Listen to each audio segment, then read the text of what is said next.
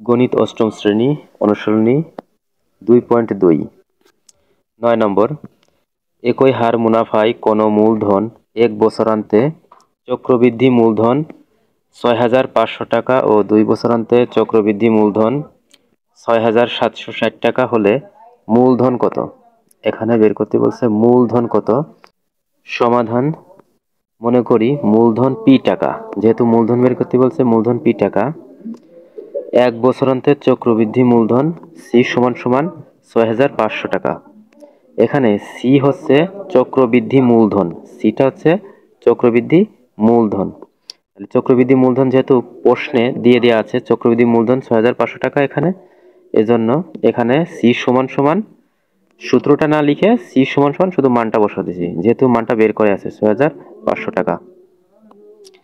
অতএব P into 1 plus R to the power 1, এখানে 1 হওয়ার কারণ হচ্ছে যেহেতু এক বছরে, এখানে বলছে যে এক বছরান্তে চক্রবৃদ্ধি মূলধন এত টাকা, তাহলে পরে P into 1 plus R to the power N সমান সমান ৬৫০০ টাকা।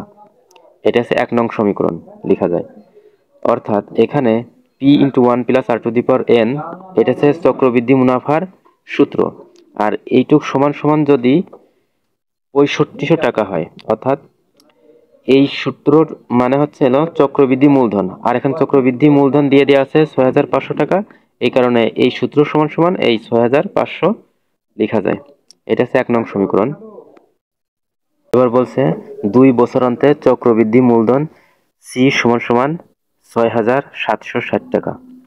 অতএব P into 1 plus R to the power 2, এখানে 2 দেওয়ার কারণ হচ্ছে পাওয়ার 2 হওয়ার কারণ হচ্ছে এবার 2 বছরের কথা বলছে। এটা আগের যেটা ছিল সেটা ছিল 1 বছরান্তে, এই কারণে পাওয়ার ছিল 1, এটা ছিল 2 বছরান্তে, এই কারণে পাওয়ার হচ্ছে 2।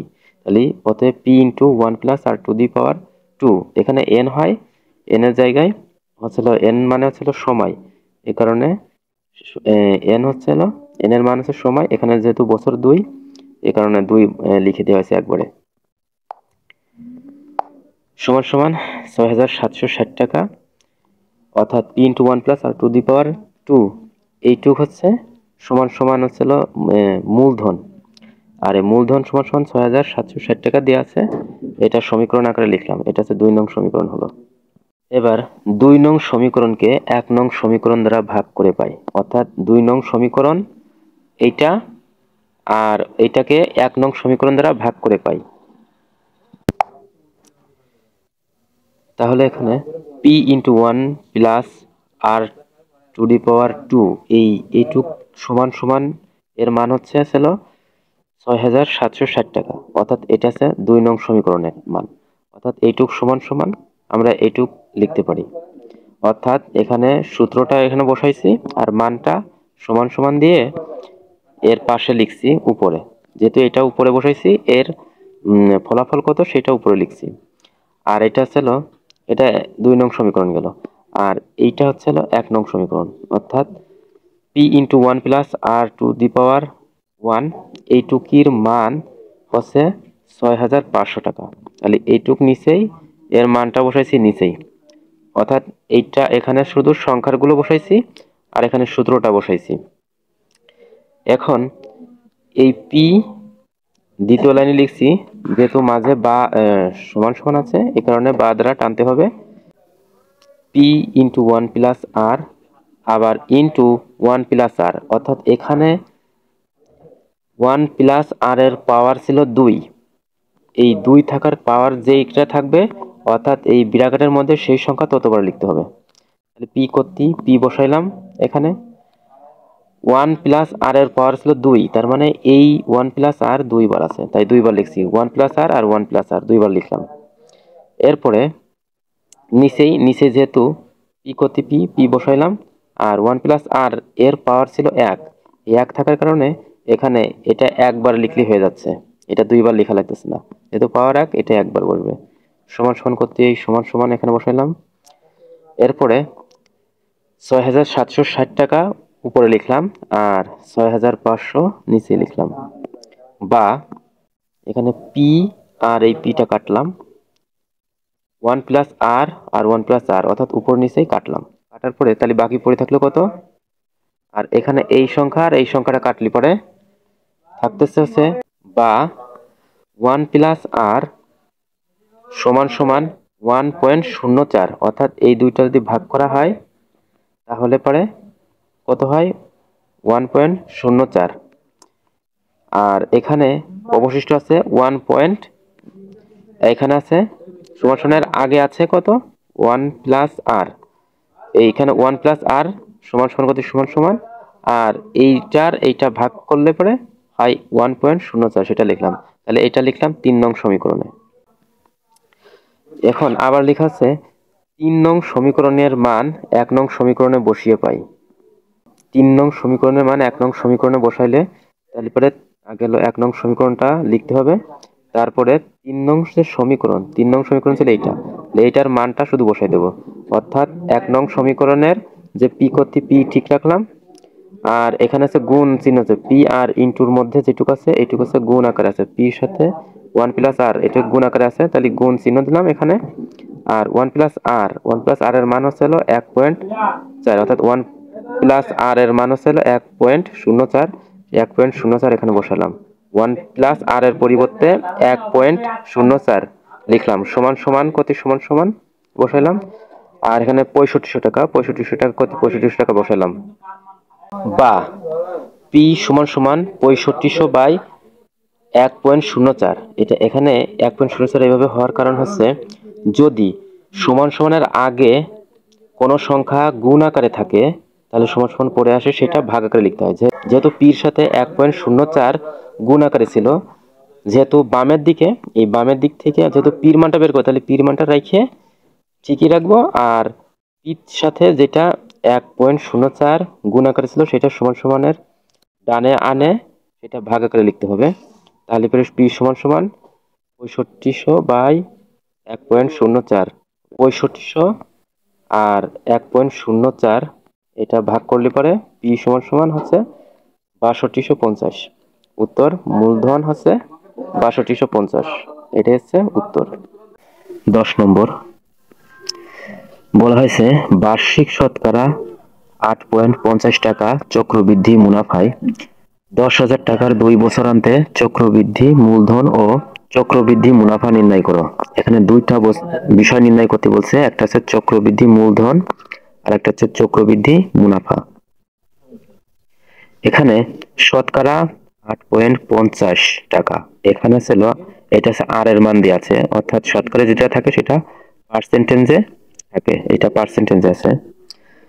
আর এখানে যে 10,000 টাকা এখানে এটা আছে পি এর মান, আর 2 বছরে এটা আছে এন এর মান। এখানে চক্রবৃদ্ধি মূলধন আর চক্রবৃদ্ধির মুনাফা নির্ণয় করতে হবে।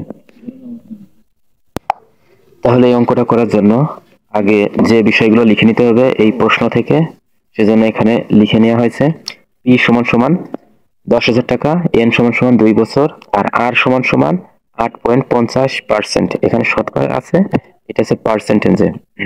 এখন এই 8.50% কে আমরা লিখতে পারি 8/8.50/100, এই পার্সেন্টেজের কারণে নিচে 100 দিতে হয়। সমাধান আমরা জানি চক্রবৃদ্ধির মূলধন, যেহেতু প্রথমে চক্রবৃদ্ধির মূলধনটা আগে বের করতে হবে, তাহলে চক্রবৃদ্ধির মূলধনের একটা সূত্র আছে c = p × 1 + r⁴n, অর্থাৎ পাওয়ার n আছে এখানে। চক্রবৃদ্ধির মূলধন, এখানে চক্রবৃদ্ধির মূলধনে যে সির মানটা আমরা বের করব, তাহলে সির মানটা বের করতে গেলে পরে চক্রবৃদ্ধি মূলধনটা বের হয়ে যাবে, অর্থাৎ তাহলে পি যেহেতু আছে এখানে পি সমান সমান এখানে যে মানটা আছে অর্থাৎ মান বসাইছি, অর্থাৎ সমান সমানের পরের অংশটুকুর কাজ করছি, তাহলে সমান সমান করতে সমান সমান বসাইছি, আর এখানে পি এর মান দিছি 10,000, আর ব্র্যাকেটে 1 করতে 1 ঠিক রাখছি ব্র্যাকেটের ভিতরে, তারপর প্লাস করতে প্লাস, আর এর মান বসাইছি হচ্ছে এখানে যে আর এর মান দেওয়া ছিল এটা, এই আর এর মানটা অর্থাৎ এইটুকু 8.50/100 এখানে বসাইলাম। এরপরে ব্র্যাকেট শেষ, উপরে পাওয়ার n, এখানে nটা হচ্ছে সময় কত বছর ছিল 2 বছর, সেই 2 বছরটা বসাইলাম এখানে। এরপরে লাইনে সমান সমান 10,000 ব্র্যাকেটের ভিতর 1 প্লাস এখানে যে 8.50 ছিল আর নিচে ছিল 10, এই পয়েন্টটা উঠানোর জন্য উপরে যদি পয়েন্ট থাকে কোনো সংখ্যার সাথে তাহলে পরে নিচেই পয়েন্টের পরে যদি একটা সংখ্যা থাকে তাহলে নিচেই লিখতে হয় 10।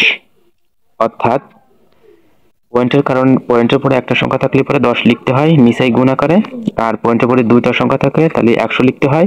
পয়েন্টের পরে যদি তিনটা সংখ্যা থাকে তাহলে পরে 1000 লিখতে হয়। তাহলে পয়েন্টের পরে দুইটা সংখ্যা, এই কারণে আমরা নিচে 100 লিখে নিছি, যার কারণে এই পয়েন্টটা উঠে যায় আর নিচে এসে 100 বসাতে হয় এর বিনিময়ে। এরপরে পাওয়ার 2 ঠিক রাখছি, আবার এখানে বসাইছে সমান সমান 10,000, ভিতরে 1 করতে 1 ঠিক রাখছি, এই যে 1 করতে 1 ঠিক রাখছি, প্লাস করতে প্লাস ঠিক। এরপরে উপরে যে কাটাকাটি করছি প্রথম পর্যায়ে এই শূন্যর সাথে এই একটা শূন্য কাটলাম, যেহেতু যেটা মিলে গেছে সেটা কাটিয়ে দিলাম, শূন্য একটু ছোট করে দিলাম। তাহলে তারপরের লাইনে কত করলাম, ওর লাইনে আছে 10,000, ভিতরে ফার্স্ট ব্র্যাকেটের ভিতরে 1 প্লাস এই উপরে আছে কত 85, উপরে 85, উপরে 85 বসাইলাম, নিচেই 100 গুণ 10 সেই দুইটা বসাইলাম। উপরে পাওয়ার 2 ঠিক রাখলাম। তারপরে লাইনে নিচে করলাম হচ্ছে 10,000, ব্র্যাকেটের ভিতর করলাম। এখানে এই 10-এর সাথে এই 100 যদি গুণ করা হয় তাহলে পরে ছিল 1000 হয়, আর উপরের 85 ঠিক রাখলাম, পাওয়ার ঠিক রাখলাম 2 সমান সমান 10,000 10,000 ঠিক রাখলাম। আর 85 দ্বারা 1000 যদি ভাগ করা হয় তাহলে 0.085 হয়, আর বাইরে যে ব্র্যাকেট উপরে যে পাওয়ার 2 সেটা ঠিক রাখলাম, সমান সমান 10,000, ভিতরে যে ফার্স্ট ব্র্যাকেট আছে এই ফার্স্ট ব্র্যাকেটের কাজ করব 1 প্লাস 0.085, এটারে যোগ করলে পরে যেটা পাচ্ছি সেটা হলো 1.085। উপরে পাওয়ার 2 ঠিক রাখলাম। এরপরে লাইনে আছে 10,000 গুণ 1.085 গুণ 1.085। এটা হওয়ার কারণ হচ্ছে এই ফার্স্ট ব্র্যাকেটের উপরে যে পাওয়ারটা আছে এখানে 2, এখানে 2 মানে এই ফার্স্ট ব্র্যাকেটের মধ্যে যে সংখ্যাটা থাকবে সেই সংখ্যাটা 2 বার লিখতে হবে। এখানে পাওয়ার যদি 3 থাকতো তাহলে এখানে এই একই কথা 3 বার লিখতাম, এখানে 5 থাকলে এখানে একই কথা এই 1.085 5 বার লিখতাম। যেহেতু এখানে 2 আছে স্কোয়ার মানে 2, এখানে 2 বার লেখা হয়েছে গুণ আকারে। তাহলে এইটা 10,000-এর সাথে এই ফার্স্ট ব্র্যাকেটের এই অংশটুকু গুণ আকারে আছে, এখানে এর সাথে গুণ আকারে আছে, তাহলে গুণ আকারে লিখলাম 10,000 গুণ 1.085 গুণ 1.085। তারপরে লাইনে আছে সমান সমান 10,000 গুণ এই দুইটা গুণ করছি, এই দুইটা যদি গুণ করলে পরে পাওয়া যাচ্ছে 1.177225। তারপরে লাইনে আছে সমান সমান 10,000 গুণ 1.177225 গুণ করলে ছিল 11772.25, এইটুক। এটা হচ্ছে কি অতএব চক্রবৃদ্ধি মূলধন আছে, অতএব চক্রবৃদ্ধি মূলধন 11,772.25 টাকা। এটা আছে চক্রবৃদ্ধি মূলধন, যেহেতু বের করতে বলছে চক্রবৃদ্ধি মূলধন এবং চক্রবৃদ্ধি মুনাফা, চক্রবৃদ্ধি মূলধনটা বের হয়ে গেছে। এবার চক্রবৃদ্ধি মুনাফার সূত্র হচ্ছে সি মাইনাস পি। চক্রবৃদ্ধি মুনাফা সমান সমান সি মাইনাস পি।